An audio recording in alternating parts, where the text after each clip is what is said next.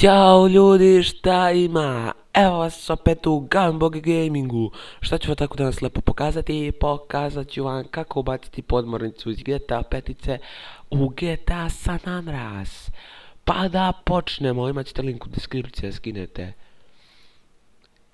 I evo, kad ste skinuli i ekstraktovali, uđete ovdje.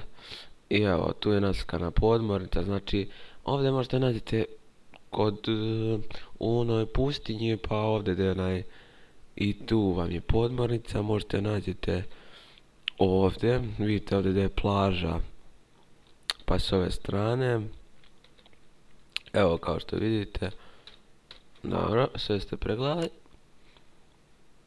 onda ovo, pazite,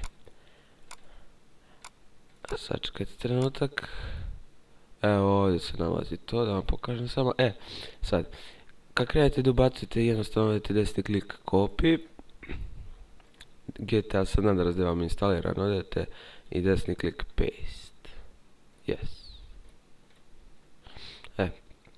Pazite sad, znači rekao sam trebat će vam ovaj img editor 1.5, opet će vam trebati, odete open, nađete da vam je instaliran GTA meni, ovdje je instaliran, evo ga GTA San Andreas, odete models GTA 3, evo čitava se, odete ovdje import, nađete sad gdje vam je ovo, meni je to na desktopu, desktop, evo ga, GTA 3, evo ga, i sve to odete ovako open i save.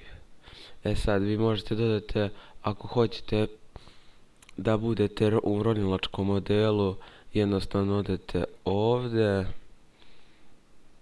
local disk igrice, GTA San Andreas, models, čekajte trenutak, nisam lepo ovdje open, evo ga, i odete player. I tu kliknete i open, i odete import i nađete gdje vam je ovo instalirano, jednostavno odete ovo ovdje, sve ovo ovdje i open, ja to neću raditi pošto mi nije potreban. I eto, i to bi